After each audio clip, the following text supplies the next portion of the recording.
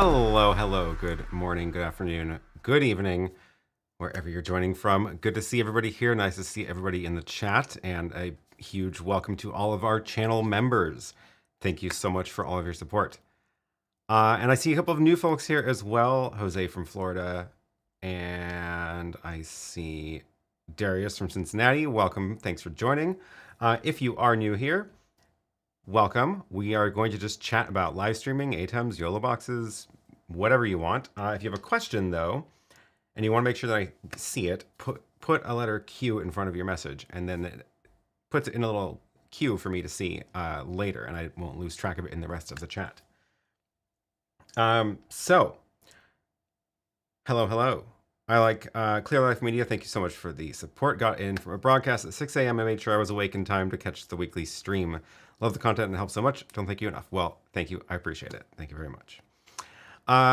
Okay, so a little bit about what I've been up to for the past week. Oh, new video, which came out, which I posted yesterday. New video is all about the comparing the ATEM Television Studio HD8 to the ATEM Mini Extreme. I'm getting an echo in my audio. Do I have two microphones on? I didn't think so. Are you sure you're not getting it? Let's see. Check. No, it sounds fine to me. Double check that you don't have two windows playing. Sometimes two YouTube windows end up playing in the computer. But yeah, ATEM Television Studio HD8 versus Extreme ISO. Let me drop that link in the chat. And Extreme ISO. Okay, people are saying no echo here. Fantastic. That was a fun video. I did unfortunately have to send back the television studio and the camera, so can't play with it today. But I can still answer questions as long as I have the answer. But yeah, it was nice to be able to check that out in person. Thanks again to Blackmagic for sending it over for a couple of weeks that we had it here. And I do wish I had had a little bit more time with it, but my schedule the past month at this point has been just out of control. As you probably know, if you've been following along, we are moving, which is now happening in about 3 weeks, and moving into upstairs from here, which is going to be nice. And that means I'll actually probably get to spend a lot more time down in the studio here because it's going to be my main office, and I won't have to bike home afterwards after I use it. So I'm probably, honestly, more likely going to stay down here later in the evenings. So that'll be fun. But yeah, the video, what was I talking about? Oh gosh.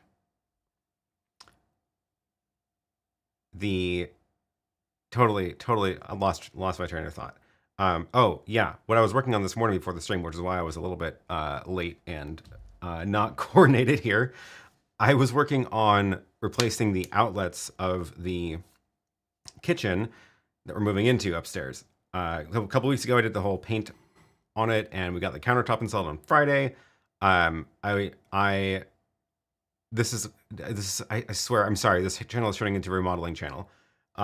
This is just what happens when I'm moving. A couple weeks from now, everything will be a lot more back to normal. But where's my super source? Oh, that's not the right one at all. I have to reprogram that button because I don't know what it's doing.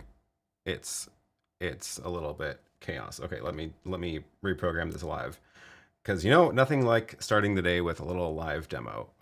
My normal buttons here are, this one is supposed to be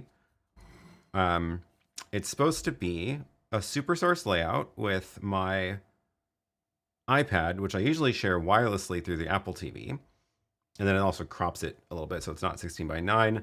And this should be my desk camera. I must have repurposed that button at some point. Okay, let's try that. Is this going to work? That's what I wanted to show you. So in the kitchen, there is this little, the cabinets are like on the right side of this, or I guess I should be pointing the direction they are. Anyway, the cabinets are on the right side of the picture. and like behind that. So what I'm showing you here is a little nook that we're going to turn into a little seating area. So this is that piece of wood that's leaning up on the wall is the former kitchen counter, which we chopped up and are turning into a little side table. I'm going to bolt it to the wall with some beefy iron brackets. And I still have to do a little bit of sanding on that though to round the corners off. Anyway, that's going to become a counter. Point is, that outlet there, I realized that this outlet legally will have to be a GFCI outlet because it's going to be a counter outlet now. Right now it's on the wall, so there's no counter, so it doesn't have to be GFCI. And I was like, well, if we're gonna have like food and stuff on that counter right next to that outlet, the table's gonna be basically right under it.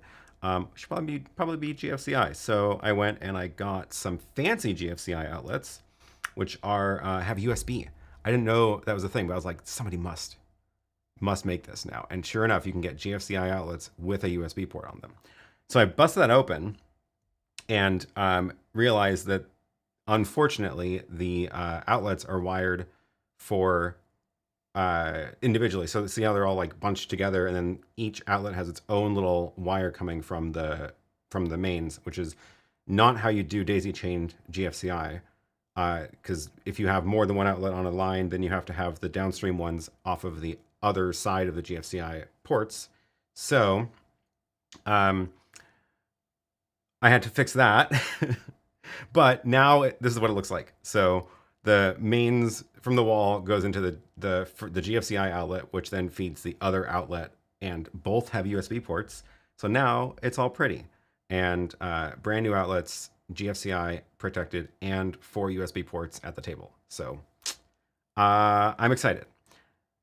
Little things. We are making progress. Oh, and I did have a tester, so they both work, just to prove it. No, but yeah, that was my morning. Just now, literally just now, I just finished that and flipped the breaker back on and ran up into the test and then ran down here to set up the show. So we're back. GFCI and USB achieved. Oh, what is GFCI?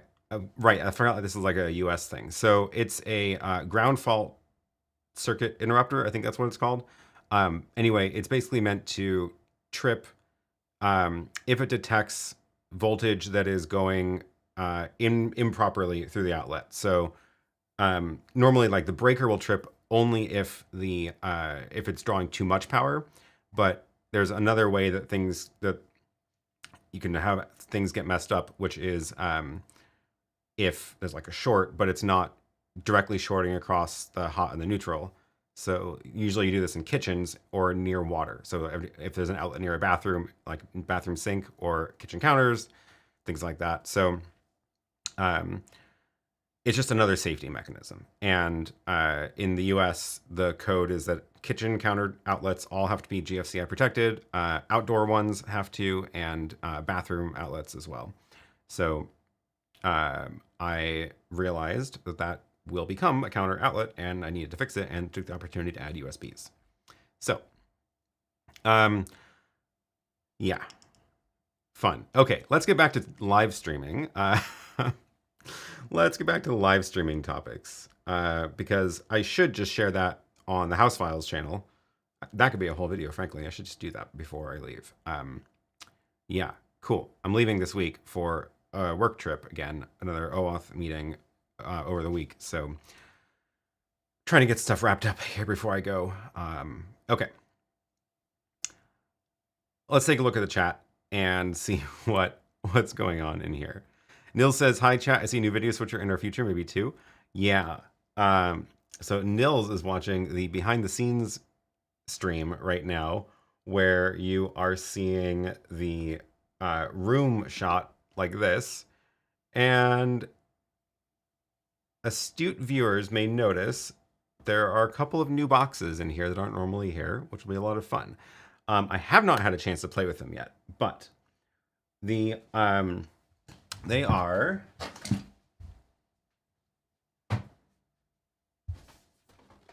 these two. I will get a chance to play with them when I am back, but we've got the Rode Streamer X sent over from Rode, actually from Rocky Nash's Rocky Road giveaway. So this will be a fun thing to try out very soon. That is the Rode Streamer X. 4K, I'm gonna actually do some 4K tests with it, since I do have 4K cameras, I just don't really ever use them in 4K. But it's so cool. So it's got this one has the power USB-C, 2 USB ports for the computer, HDMI in, HDMI loop through. Very glad they added that. That's super useful. So you can run 4K, you can run your camera in and then send it also out to a video switcher or some other thing, or a monitor or whatever you want. Headphone ports and nice XLR microphone. So that'll be fun to test that. And then the buttons on the top are like giant mute buttons for the mic and mute for the video. And then these are like sound banks. And I think you can do other things with them too. So that's what we're gonna have to pop open the software and check that out. So that will be a lot of fun.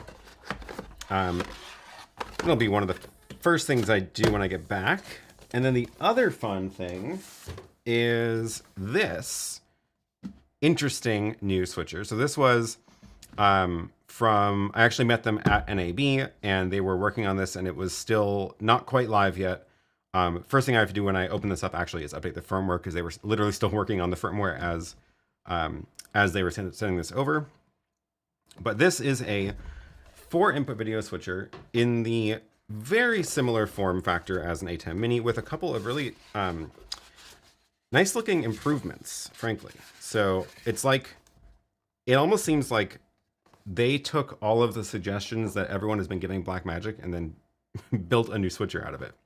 So on the back, like, again, first thing I noticed is, where's the focus? Let's get the camera in focus. There we go. 4 HDMI ins, but look, 2 HDMI outs and 2 USBs and 2 mic jacks and a headphone jack. It's like everything everybody wanted the ATEM Minis to have. They just did it. They were like, okay, everyone's asking for 2 HDMIs. Well, clearly we should have 2 HDMIs. Everyone wants 2 USBs. Let's give them 2 USBs. And yes, very similar button layout to the ATEM Mini. They really did take all the suggestions. Interesting program and preview buttons for the 4 cameras instead of just that. And yes, and a T-bar as well. So you get this. It's not the like crank style like the TVS HD had. It is just like a kind of like a volume slider, but still fun. Stream button, audio. Look at that, macro buttons. Menu for navigating the menu, which once I turn this on, that'll be useful. Little downstream keys, record and play buttons. Oh, interesting, playback. Well, that's gonna be fun. I wonder what that does. Huh, okay. So yeah, gonna be fun to check this out. And yeah, that was, oh, it comes with an SD card too. Oh, look at that, there's an SD card slot, what? And they left an SD card in it. I wonder what this has on it. That'll be very fun. That is exciting. So, look at that little thing. Okay. But that is for a different time, because I literally just took it out of the box for the first time just now, and I have not plugged it in yet. But that'll be next week. At the very least, next week. Okay. So, I like they don't have all the camera controls. 110 is not to use. Yeah, record and play buttons. Oh, Darius has an actual description of GFCI outlets.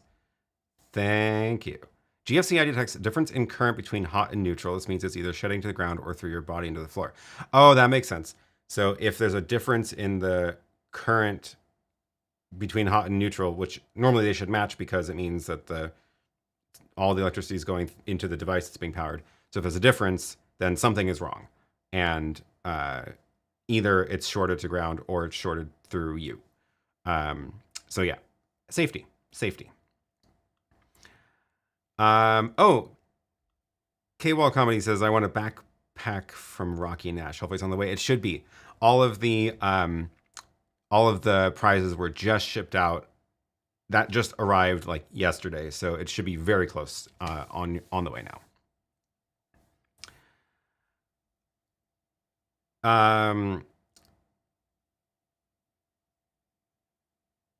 Cool. Okay. Oh, more outlet. Does it have proper USB ports or a USB? Yeah, I don't know. I will have to boot it up and actually find out soon. Oh, back on the outlets. Marcin says separate wires and fuses are because appliances in the kitchen consume a lot of electricity. If you do daisy chaining, you can overload the circuit. Oh, I wasn't daisy chaining. No. What I daisy chained is totally fine because the so it's a 15 amp circuit, and the wires that were running to each outlet are rated for 15 amps. So if you have, I need to like draw this. Do I have like a little, where'd my iPad go? I have a drawing surface.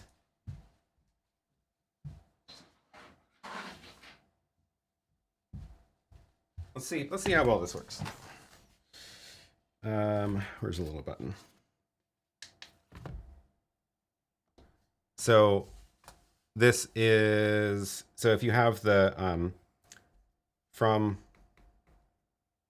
the breaker from the panel, there's no erase, small erase on this thing, from the panel, and then there was that electrical box. Inside the box, it went into, one went there and one went there, and then here's an outlet, and here's an outlet. So that's how it was wired up, and this is all twisted together. So that's how it was wired up. So if you think about it, right, the whole circuit's rated for 15 amps. So if you have a 15 amp device plugged in to this outlet, then there's 15 amps going through this wire and through this wire, and 0 through here. And then if you plug in something else up here, you trip the breaker, because then the whole circuit trips. So what I did was I scratched that one, and then I did this. I added a second outlet off of that one. So if I have 15 amps running through there, there's 0 there. If I have 15 amps here, it's still 15 there, so everything's fine. Still all balanced. Yeah. So, what are you doing says, I watched a video last week where a certain dangerous wiring hack could fool one of the testers. I hope you get to physically check each outlet. Find one bad one, maybe others. The good news is this house was built in 2008, so I have much higher confidence in its wiring versus the original house that was on the lot.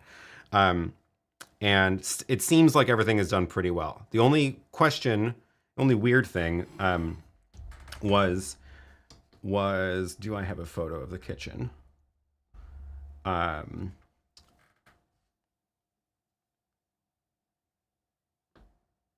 Yeah, so the weird thing was, and I don't have a way to draw on top of this when I share it. I guess I'm going to put it into my computer.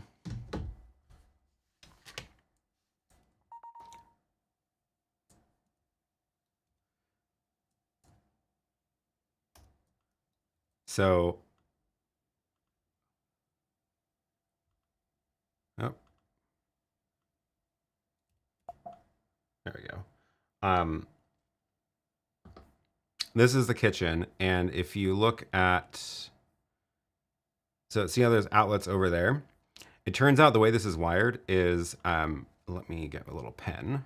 I have a pen, right? The way that it's wired is, and I had to debug this first. There was an outlet here, which is directly over the stove, which is like, why would you put an outlet over the stove? It makes no sense. That sounds extremely dangerous. So I took it out. However, it was a GFCI outlet, and this GFCI outlet was actually powering that outlet. So I had to make this one a GFCI outlet. And then this GFCI actually feeds that outlet. So question mark, question mark. I don't know why they did that. Maybe it's because they actually wanted this and this on a separate circuit, because these are two separate circuits down to the box. That way, if you have two powerful things plugged in, you're not likely to overload the 15 amp. Anyway, and then that outlet it's now double USB is to the on the left side, and that's a totally separate circuit also. So they did a good job wiring the kitchen, which is unusual for me to say, frankly. So I was happy to see that. Newton, thank you for the super chat. Rodecaster Pro or Duo? That is the Streamer X, which I got from Rocky Roads, from Rocky Nash's Rocky Road giveaway, and I also have been talking with Rode themselves, and they are planning on sending the Rodecaster Duo as well. So hopefully that arrives soon too. Gonna have some more stuff to test very soon. So that'll be fun. That'll be fun as well. But in the meantime, this one is here now. And thank you for the super chat.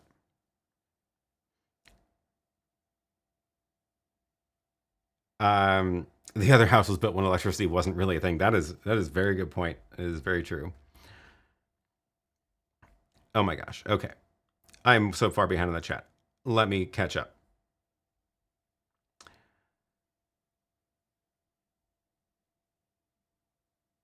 Okay, where was I? Way behind. Okay, definitely start your message with a Q if you want me to see it, because I'm definitely going to miss things that are not marked with a question. Okay, let's go way back to the beginning. I saw a question from Alexander Sims. Oh, you left a comment on a video and you said you were going to join. Thank you for joining live. This is a whole topic by itself. To live stream a local wiffle ball league starting from scratch, what would I need to start? Budget, 8 cam setup, outdoor cams, switcher, internet to field, overlays, setups, power, makes, and models. Yeah, I mean, there's a ton there. How would I approach this? Let's see. If you don't have anything, but you want budget 8 cam setup, I will say weatherproof. I think your comment mentioned weatherproof. So that's going to be a challenge, making everything like work in the rain. But as far as like things that you can use outdoors, I think budget cameras are going to be cheap camcorders.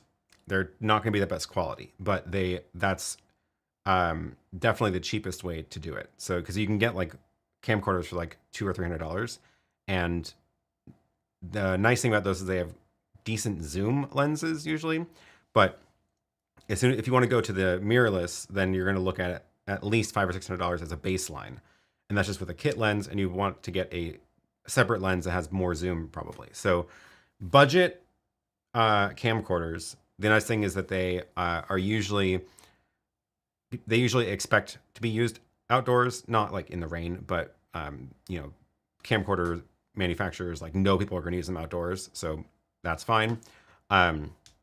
They also can be powered from an outlet, so continuous power, which is really important for games like this where it's going to be like a long running thing. And then they will almost all of them have HDMI out, clean HDMI out, which is again not true of all mirrorless cameras. So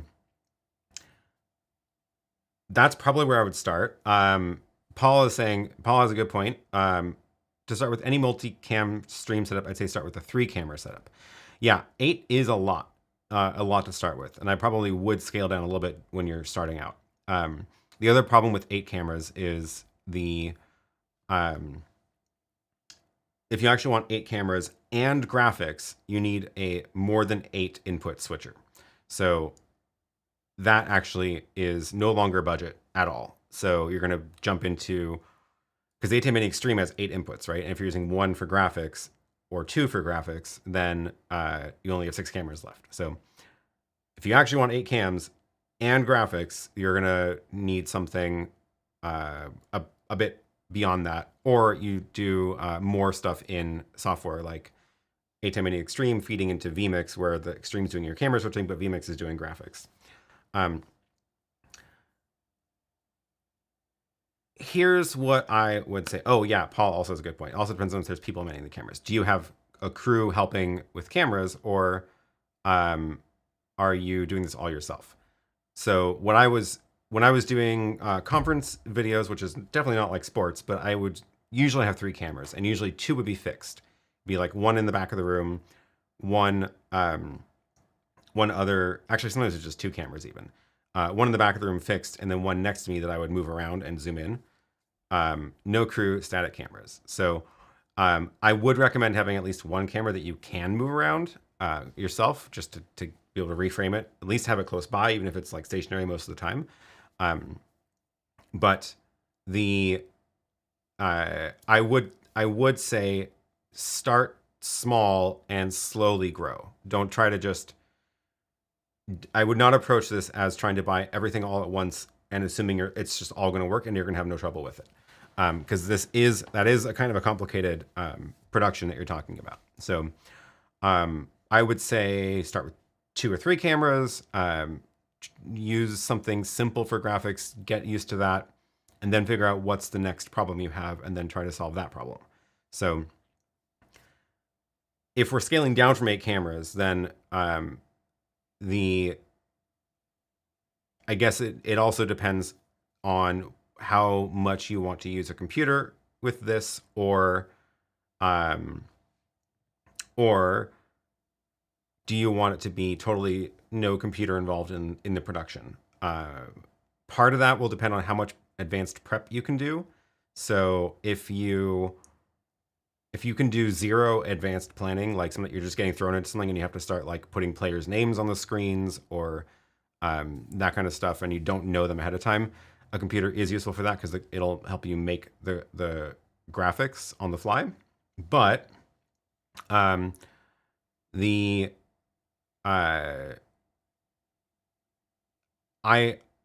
would say that the like hardwired switchers like an ATEM are going to be more reliable, and especially if you don't have a lot of time to mess with things on the fly. And especially if you want to get up to 8 inputs. Hoping to not use a PC? Okay, cool, yeah. So oh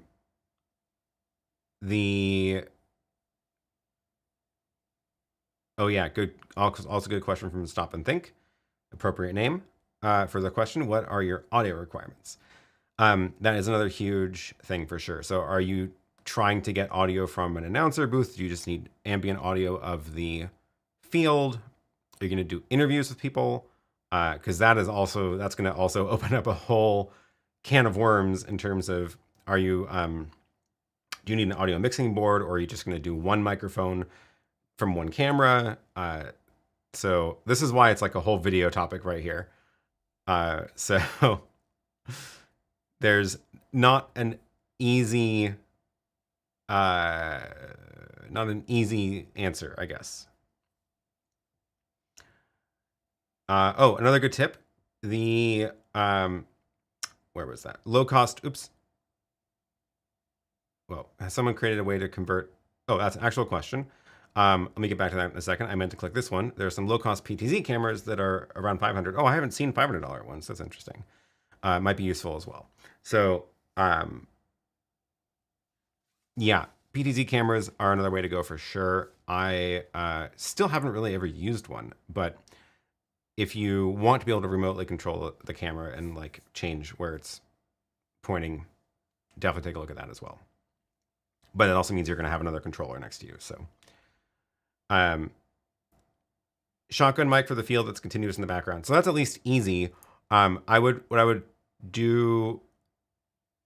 Oh, here we go. One mic from the announcers using one of the 8 cameras to show them on screen as needed. If you're trying to do this all yourself and on a budget, then what I would say is try to run your audio into the cameras as much as you can, and don't try to mix the audio separately. So if you have a camera on the announcers, give them wireless mics like little RØDEs. You can even give them branded microphones with a little PK1 sticker for the RØDEs. This is the Rode Wireless Go 2, but this is nice because they can wear it, and then the receiver goes into a camera, and then you just have that audio in your ATEM. And then for the shotgun field mic, run that into a camera. Like pick a camera, run a microphone into that camera, make sure you have to do the research on a microphone that works with that particular camera, and then you can mix it all in the ATEM. So the ATEM does have a okay audio mixer in it. It's pretty capable. So here's the ATEM Mini SDI. There's just four cameras, but each camera has its own audio source that you can turn on and off or change the volume of. Or if you need to do some fancier mixing, like you can even use a compressor and expander to remove some of the background noise if it's like someone talking. You can do EQ on it as well. So this will get you pretty far. Just mixing the audio from the cameras.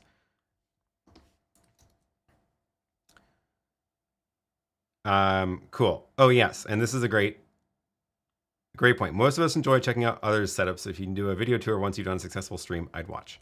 Definitely. What just happened? Something blinked over there. That was weird. I don't know what that was. Yes, great point. Do a video tour of your setup once you're done, or just if you want to just film some B-roll of all your stuff, then like we can have you on the stream and you can talk about it afterwards, and we can check in on how it went. It'd be kind of fun. And yes, this is also a very good point. If you go down to 3 cameras and want graphics, then the YoloBox Pro is a good portable sports setup. So this is a nice, simple way to start. 3 cameras. If you want wireless cameras, you have to kind of do that yourself with the wireless transmitters. And then the YoloBox is a fully self-contained video switcher. The audio mixing on it is not quite as good as on the ATEM, so depends on how much you need to deal with audio mixing. You can mix audio from multiple HDMI cameras though, so at least there's that. The nice thing about that is the whole setup is very self-contained and portable, and you won't need to have a lot of things out on a table. So that can definitely be another good way to go. How many graphics can you store on the YoloBox? Quite a lot. I don't know if there's like an actual limit. It's I think more just a practical question of how many you want to scroll through on a screen. Now I'm realizing I don't have that in front of me, but you can load graphics from an SD card into the YoloBox, so you can create them on the fly on the YoloBox too, which is nice. So if you need to type in names, you can do it on the YoloBox. Making graphics on the fly with the ATEM is definitely more awkward. So yeah. Oh, Peter, this is great. You'd be amazed how many college basketball games are broadcast on ESPN with only 4 cameras. Yeah, I think 8 cameras is probably more than you need, at least to start. Although, if you do want to have like 2 cameras on the field, 1 on the announcer, and then, yeah, I would start with 4. 2 like wide cameras, maybe like 1 on each side of the court or whatever, and then your announcer camera, and then 1 that you have next to you that you can move around and zoom in and out and control. That would be pretty good coverage, I think. And then if you want 4 inputs, if you want the 4 cameras, you can use the ATEM Mini, like the ATEM Mini Pro, which has the 4 inputs. Although then if you want graphics, you have to do them inside of a computer through USB or something else. Or you could feed those 4 cameras into a YoloBox and then kind of get the best of both worlds of audio mixing and camera switching in the ATEM, HDMI out to the YoloBox to add your graphics there, or maybe add another camera in that way. It's kind of neat. Lots of options. I'll do the B-roll and send it in. Going to start pricing it out and look to get testing. Cool. Yeah. That'd be a lot of fun to check back in on this later. Okay, let me see. Wow, so much in the chat today. I am already losing my place. Oh, Philip, thank you for joining as a channel member. Welcome, welcome. Now you have access to the behind the scenes stream of this stream if you are curious, and other fun stuff. Speaking of which, where was the...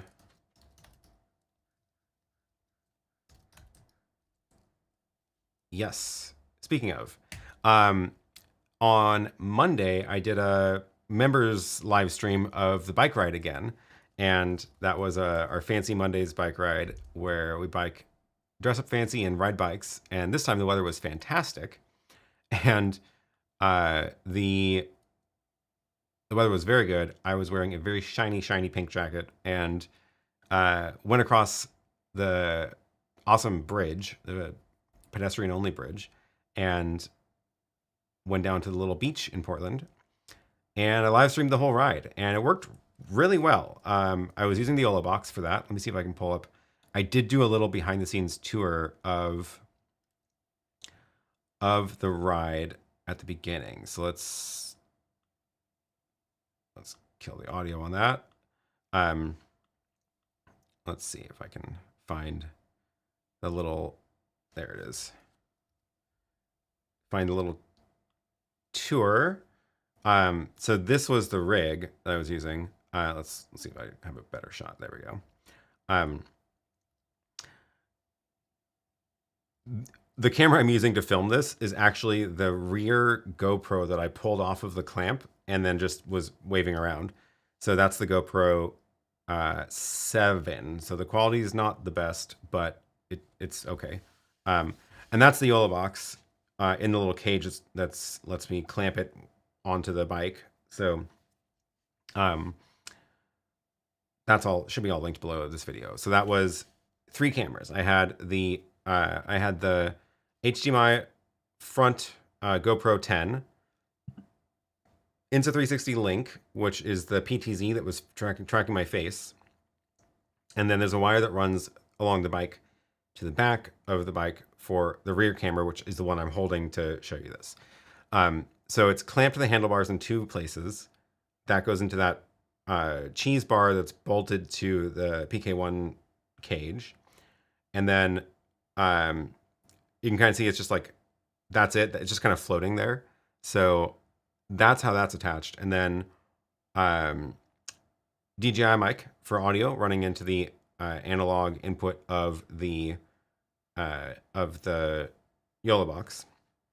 because the GoPro doesn't have a mic jack. I guess actually the front one has a mic jack, but that would have been weirder anyway. The Insta360 is just powered off of the YoloBox, which is cool. And then, yeah, so that's where I had the back camera that I'm holding. It normally is clamped there. The very long wire that goes through the whole bike.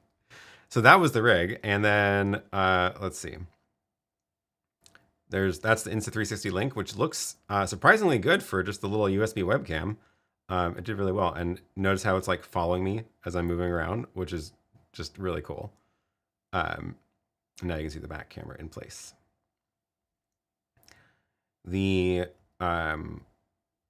Let's see. So once we got riding, there we go. I had it set to auto switch because, oh, I forgot that my GoPro 7 was set to manual exposure. So whenever we're in the sun, it's totally washed out. But as soon as we get into the shade, it looks fine. But I was doing auto switching, so the YoloBox just has you can just run through your different scenes. So it's switching between front camera, a couple seconds on the face camera, a couple seconds on the picture-in-picture layout with the front camera, and then the poor back camera that's washed out when we're in the sun. Let's see if I can find here's the back camera properly exposed. Yeah. Also, the GoPro 7 is just not as good as the 10, so there's also that. But yeah, it worked out. It worked really well.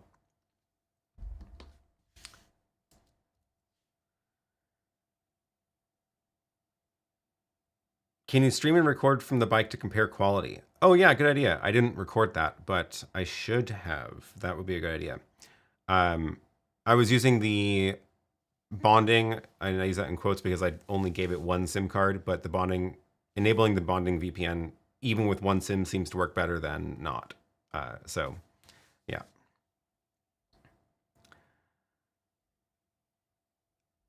Oh, Keith, thank you for the super chat. I appreciate it. Thank you very much. Oh, Eye Candy Films. Hello from the UK. You helped me produce my first live stream, a boxing fight night raising money for charity using ATEM Mini Pro. Just wanted to say loving the content and thank you. Good to hear. I'm glad it worked. Thanks for joining. Welcome, welcome.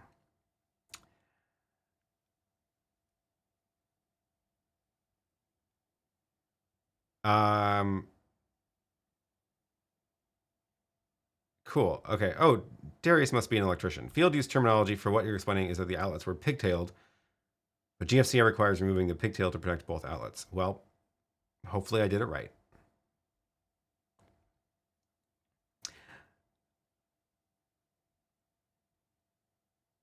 Oh, okay. Let's see. I'm going to try to get these questions. Again, do put a Q in front of your question because I'm about to lose track of the questions farther back in the chat. Do multiple internet signals to the HD8 ISO stay in sync? It was interesting when I was doing the video about as I was doing the video about streaming into the HD8. The test that I did was I used the camera, Blackmagic camera, with my cell phone plugged in over USB, that internet connection, streaming over the internet into my studio. And then a second one was actually streaming from a ATEM Mini Pro in the studio locally. And weirdly, they ended up in sync, which I was kind of surprised about. So will they stay in sync? I don't know. I kind of suspect, I guess I would say I wouldn't expect it to. Because if there is like a glitch with the internet connection at some point, I think it's gonna get out of sync. I wish I could have actually tried that. Although I guess I probably can simulate it because I still have the streaming bridge here, and it's kind of like having the streaming bridge inside that device. So I think I can simulate it, although I don't have two streaming bridges to test with. But what I would test is what happens if, basically, does the delay of the stream change if there's a hiccup in the network connection? Or does it try to catch back up to real time?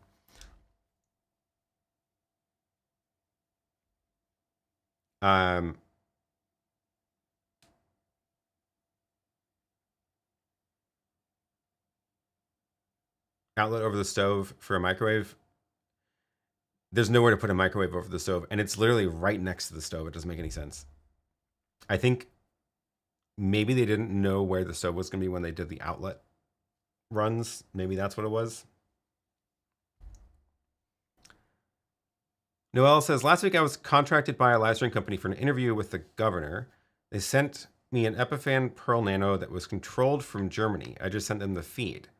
Good experience. Oh, that's very cool. That's great. That is one of the cool things about the Pearl is that it's very much set up for remote streams, like remote control. Like they expect you to deploy it somewhere where you then go like connect to it remotely to control it. So the local on-site just has to, wire it up to the video feeds, which is cool.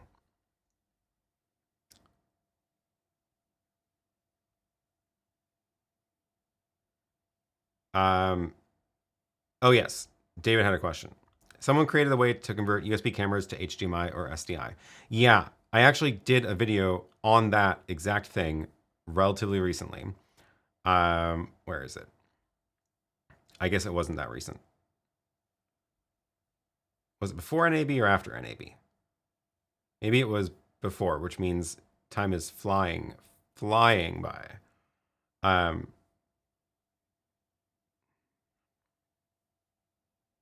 And now I can't even find it. Well, oh my God, it was October. It's been almost a year. Okay.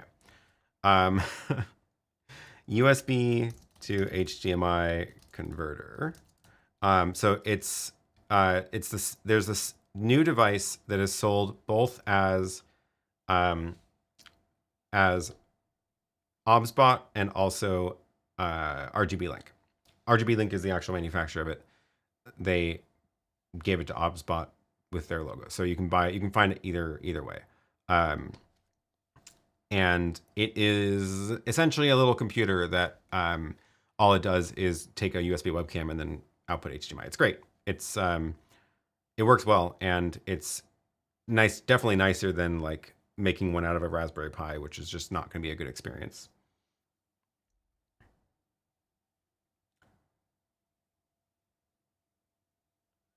Barber View TV says, I had 4 Blackmagic Studio 4K G2s with a roaming BGH1 with a Cosmo, and it was plenty.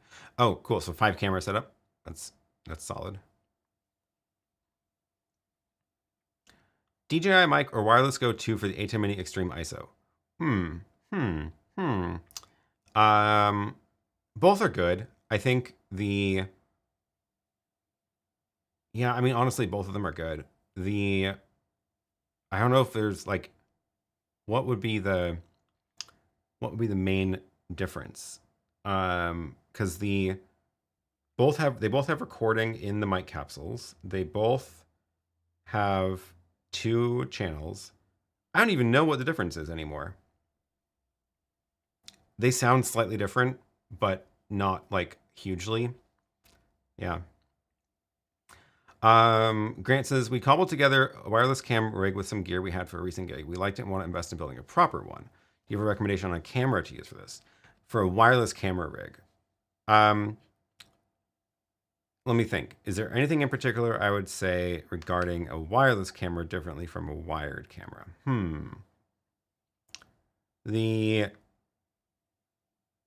I don't think so. I think I would just stick to whatever you normally like to use for cameras. I would probably just stick with that. So, I guess the only thing would be like, if it needs to be wireless and remote controlled, then obviously there's a limiting factor of what cameras support remote control. But otherwise, yeah, I think I would just stick with whatever you're normally using for cameras. So in my case, I would, keep buying Lumix cameras, so I can keep using the same lenses with them and all that. I don't think there's anything particularly unique about the wireless use case versus wiring a camera into a switcher. Oh, thank you. The difference is the case they come with. That's the RØDE versus DJI mic. Although RØDE actually did make a case. They had it at NAB. I think I took a picture of it, but now I have no idea where that picture is. But they started making their own case for it. And there's a bunch of third-party cases as well that charge. But the DJI mic does pack up smaller, which is great. And it comes with its own charging case. So, yeah.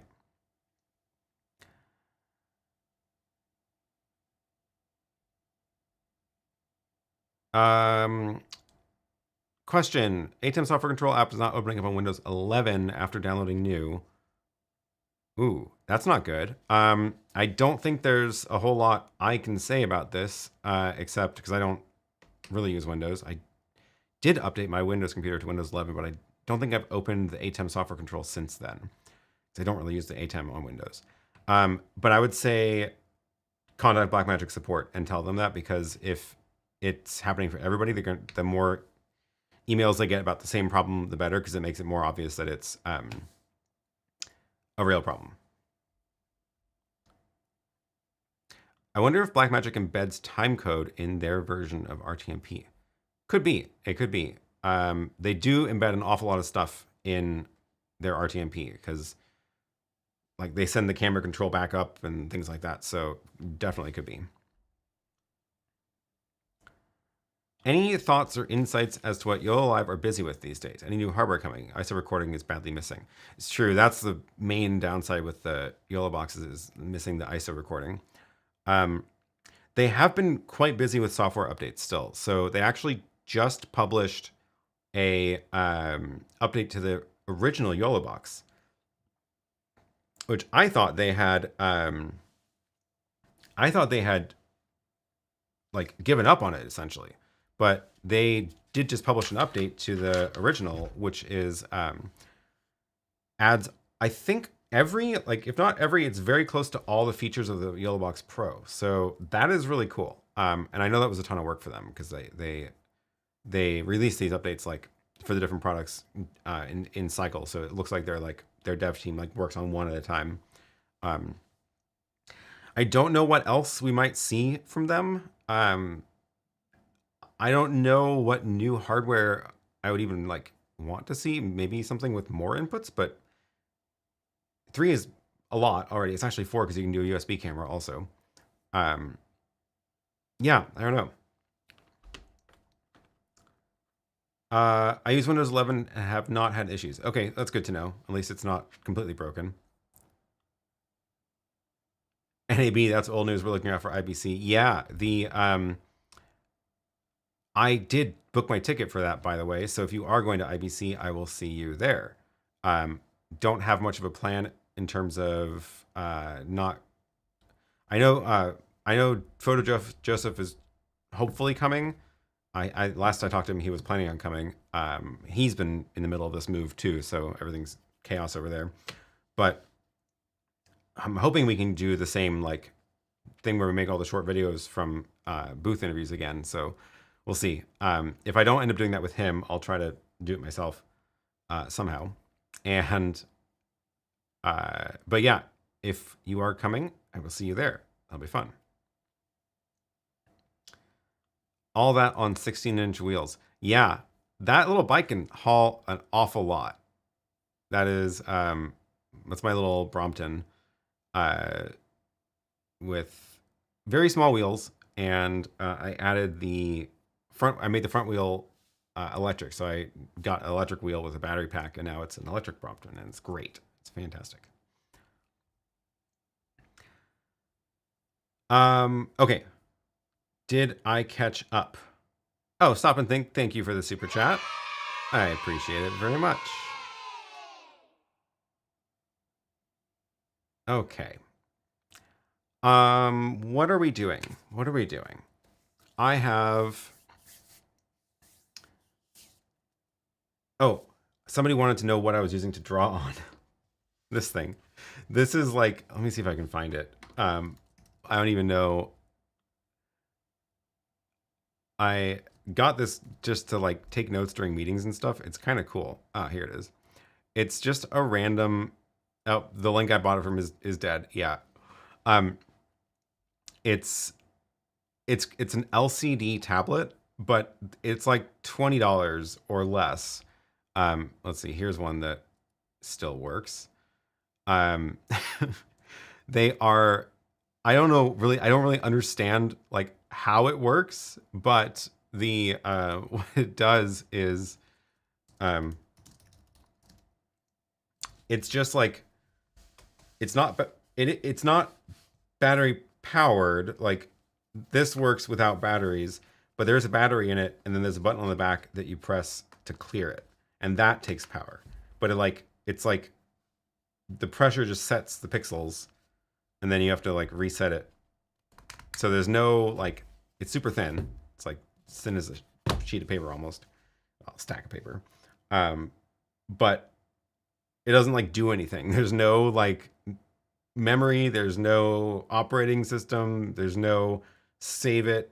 You just draw on it and then erase it. So they're like for kids toy. They're like kids toys or for school, they say. But I was like, that actually seems like a handy thing to be able to like quickly draw stuff for live streams, because then I don't have to like, it's just there. It's kind of cool. Oh yeah, John is going to IBC also. It's like an electric Etch-a-Sketch. It's like if Etch-a-Sketch were not mechanical. Yeah, I don't know. It's interesting. It was, yeah, less than $20 even. You can find them for less than 20. They are very cheap somehow.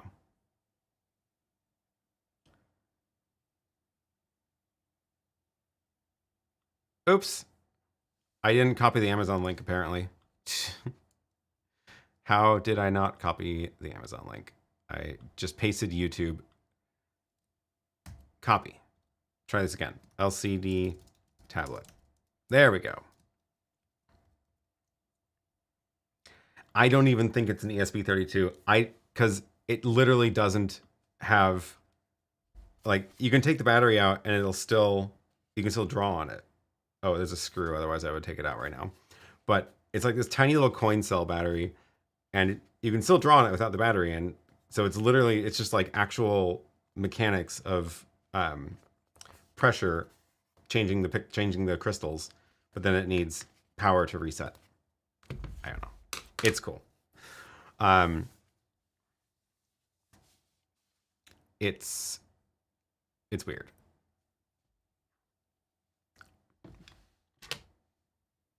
Must be magnetic. Well, they call it LCD, so I'm assuming it's like, you know how when you, like those old LCD clocks, when you push on the screen, like it'll leave like a streak, and you'll see the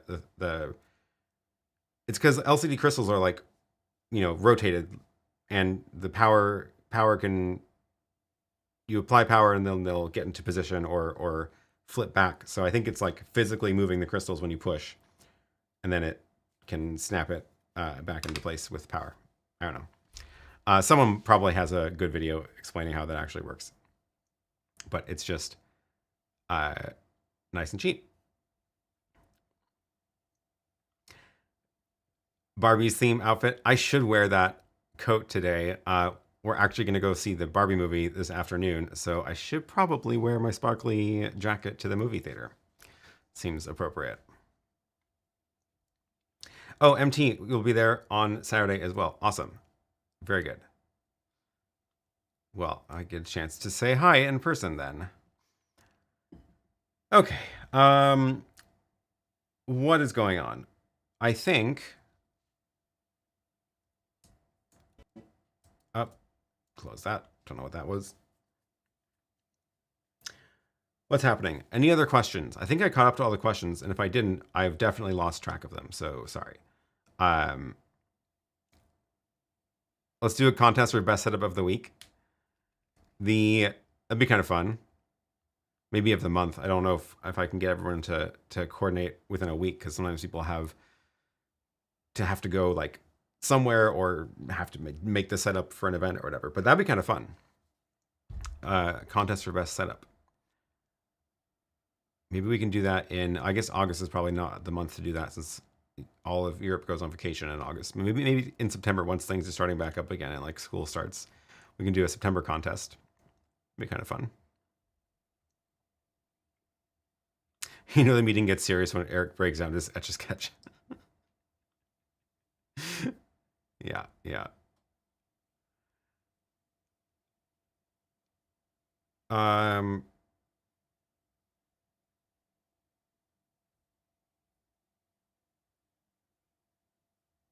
Great. Okay.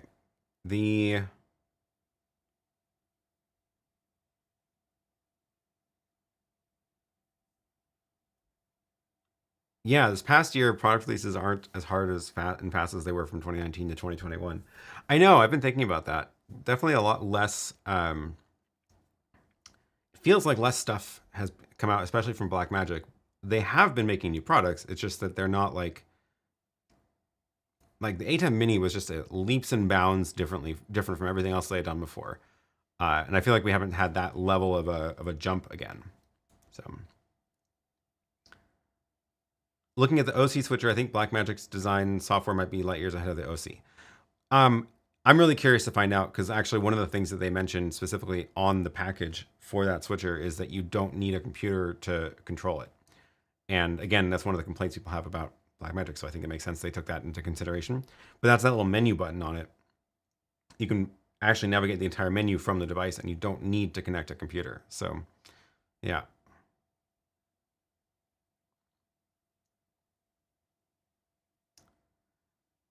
Oh, Michael says, our stream was crippled today because every time we connected to OBS from Companion via WebSockets, it crashed OBS. Oh, that's not good. That does sound vaguely familiar, though. I remember this. What was that? I remember this happening. It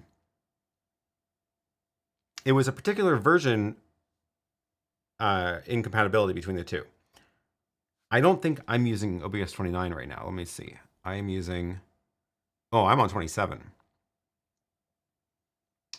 Yeah, mine is version 27. So, and mine works fine.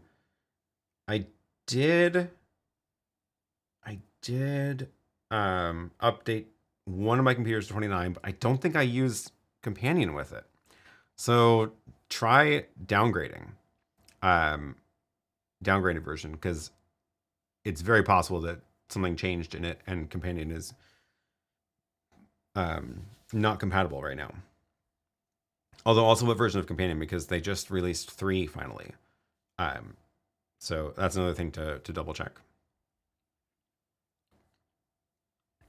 What do news organizations use to bring in remote guests? Is there anything similar for the ATEM? If you ask TVJ, a camera crew and a satellite truck, yeah. I mean,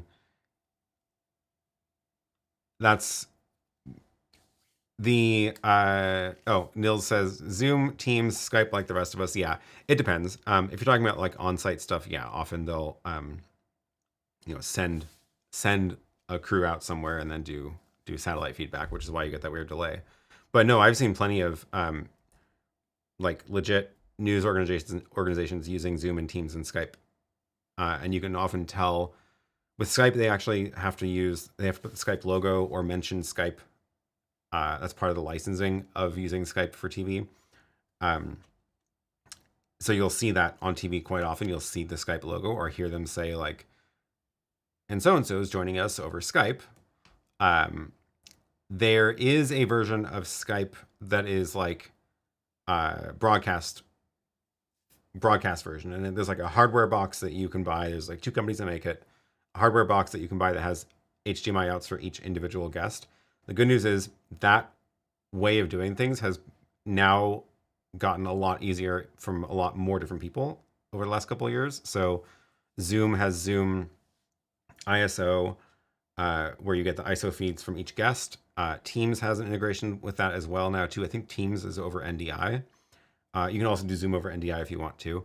So there's a lot of really good tools for it now. And yeah, that is I feel like I can always tell when someone is using Zoom. If you spend a lot of time in those apps, then you will start to recognize the audio artifacts of their encoding because they all do it differently. And like I swear I can like very quickly recognize when an audio feed is over Skype, and it does sound very different than an audio feed over Zoom.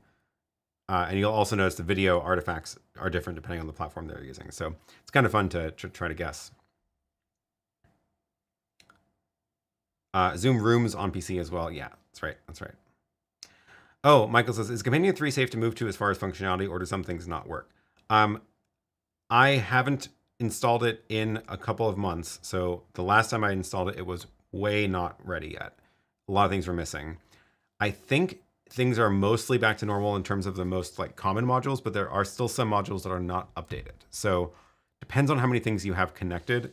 And when I looked, a bunch of my things were not compatible yet. So like I have a bunch of ATEMs, I have Home Assistant, I have a bunch of HTTP, I have OBS, and then I have the web presenter, and H2R graphics. Oh yeah, that one's an important one. I need to double check if that's been ported over to 3 yet. So, oh, I guess I can get rid of the HD8 integration. Aw, sad. There we go. Go through your list and like see if they're in version 3, because it's very possible they are, because I've been doing a ton of work lately to get it live. What do you recommend for a camera monitor with LUT and HDMI in and out? There's a bunch of good ones. Honestly, there's a ton of options. Let's see. I don't have like a favorite, I guess.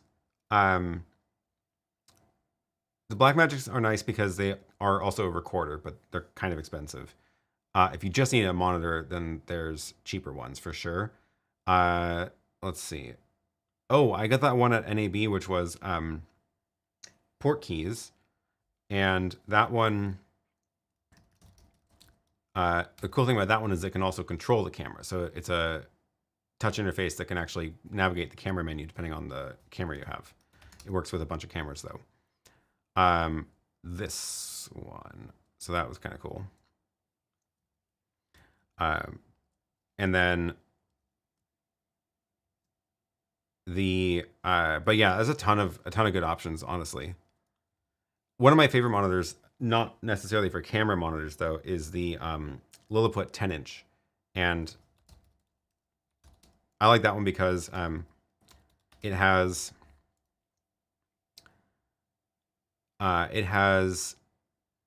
HDMI and SDI, and has image flip. So it can flip, if you want to use it as a teleprompter, it can flip the image itself, which is very cool. LILLIPUT A11, that's the one. So why are you not copying? Where did all the spaces go? Okay, that's annoying. There we go. 10 inches is bigger than you probably want for a camera monitor, but it is a nice size. And I use that for multi-view for an ATEM as well. A lot of broadcast TV are using live view as remote. Oh, that's a good point. That's a good point. Do they have a page for 3.0 compatibility? Oh, good question. Let's find out. So here is the companion website. This is the full list. Let's see. Let's look for Blackmagic, ATEM. Do we get to know if this is in 3 or not? No.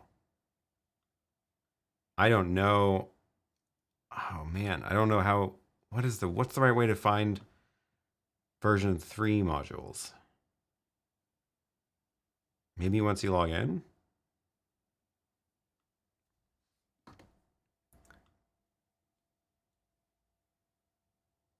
Let's find out.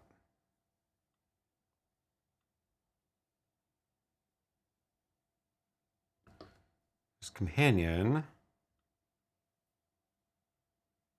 Releases. New and updated modules. Well, they at least include the modules in their release notes. That's a lot of modules. Okay, that's good. This is version 3.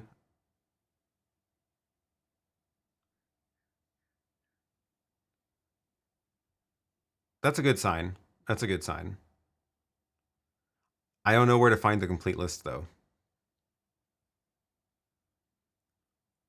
Maybe somebody else knows. Let me know if you know if there's a complete list of version 3. Oh, Graham says, I found that even companion modules that haven't been updated still work okay. Oh, that's good. That was definitely not the case when I last tried, so that's good that they've fixed that. How would you monitor and ISO 3 Insta360 links? What's the Insta360 link? Insta360 link. Now I forgot what that one is. Oh, that is the webcam. Why did I think it was something else? Did I call it something else when I was describing it a minute ago? Because I feel like I didn't say Insta360 link. Anyway, how would you monitor and record 3 Insta360 links? I guess you need that USB converter, the little OBSBot or RGB link one, because that powers the Insta360 link. I'm pretty sure I tested it with that one. That video that I linked to earlier about the converter, I did mention like specifically which cameras I had tried with it, and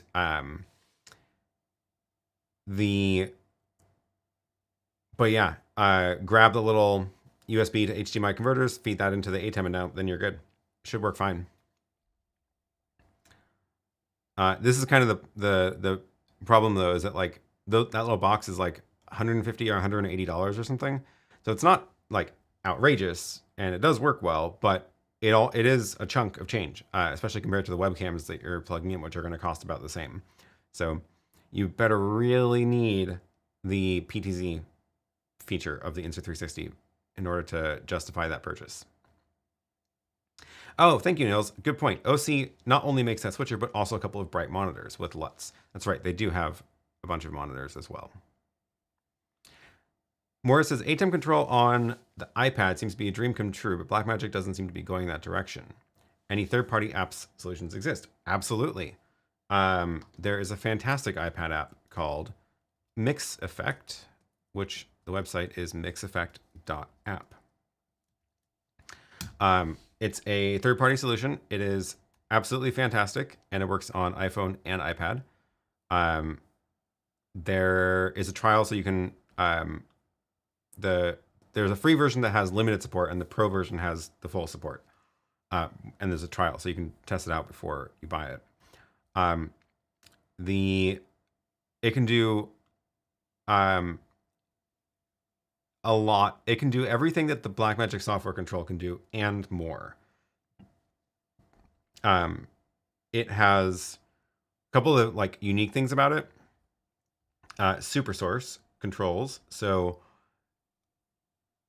it actually has like a visual editor for creating super source layouts, which is super nice. No pun intended. And in addition to the visual editing, it can actually animate between the layouts. So if you want to switch from, if you're doing like the, if you're doing like this layout with, 3 small things and 1 big one, and you want to go between that and like a close up on camera 2, you can do that in Mix Effect, and it sends the commands to get the ATEM to like animate that, which is really cool. The other amazing thing is, why is it not in that section? My favorite feature is the audio follows video feature. But now I don't see it in the docs here, which is interesting. No. Is it here? No, weird. I don't know where the docs are for it.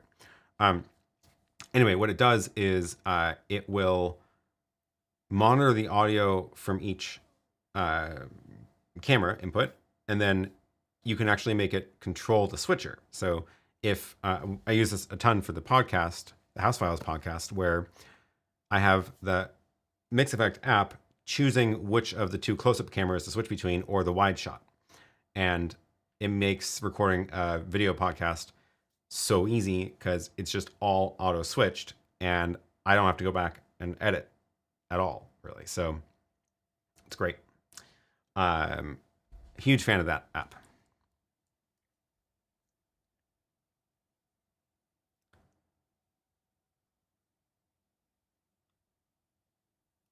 Welcome from Georgia. Welcome, welcome. I recently bought a YoloBox Mini. I'm very satisfied, but how to solve the sound problem? Will it work on the DJI mic? I don't know what sound problem you're referring to, but yes, the DJI mic does work with the YoloBox Mini into the mic jack.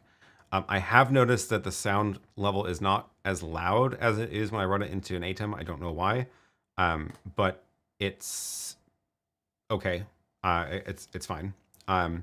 The other way I've done audio with the YoloBoxes, though, is running the audio into the camera and then get it over HDMI into the YoloBox. And I tend to prefer that option whenever I can. One of the other nice things is it means if you do want a backup recording inside the camera itself, that recording has the good audio, so that's good. 4th bullet point under the audio section. Did I just... Switcher audio section? Nope. I don't see it. 1, 2, 3, 4. Oh, there it is. If audio follows video supported in the source, tapping this button will display a pop-up menu. No. Video follows audio. That's the one. I'm not showing you my screen, am I? But I thought there was a whole doc page on setting up on actually how this works, because it's a little bit complicated to get configured, but then it works once you get it. Yeah, Mix Effect is life. It goes a long way of curing some of the shortcomings of Blackmagic's UI. I agree. Frankly, they should just buy it and make it a first-party app.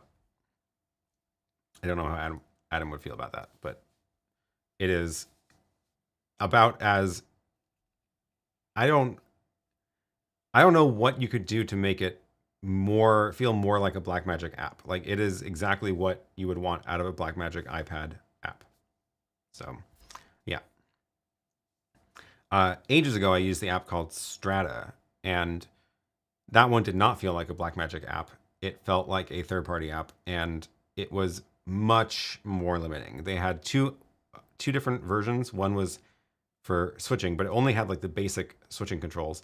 And then the other one was just for running macros. And I actually used that one a lot more because I would create macros for anything I needed to do. Like, it was really handy being able to like walk up before a show, walk up to the stage, get the people going through like a dry run of getting people to plug in their computers and stuff. And I would be at the front tapping buttons on the iPad and would control the projector that's being controlled from the back of the room. It was really handy, but Mix Effect is a lot better, a lot better than that app. So hands down the best iPad control.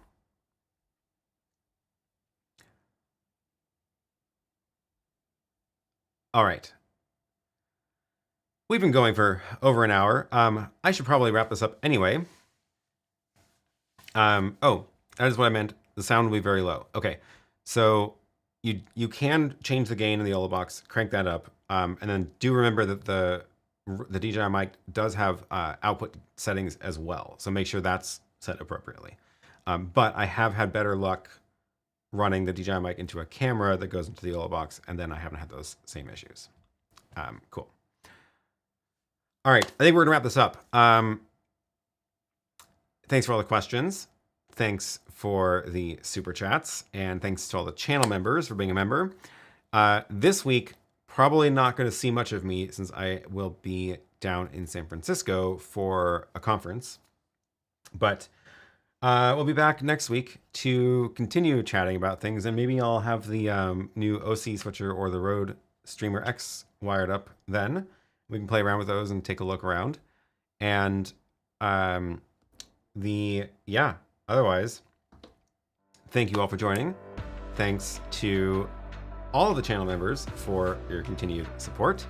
Don't forget that there is a channel member Discord, and I do post behind the scenes stuff there throughout the week. So as I'm ripping out outlets or whatever, or wiring up new gear, or if a new mysterious box arrives, sometimes I'll share that in the Discord before I mention it on the stream. So feel free to join. There's instructions on the YouTube channel page. Once you're a member, you should see the little link for how to set that up and link your channel, and then you'll see all the channels in the Discord and you can hang out there throughout the week.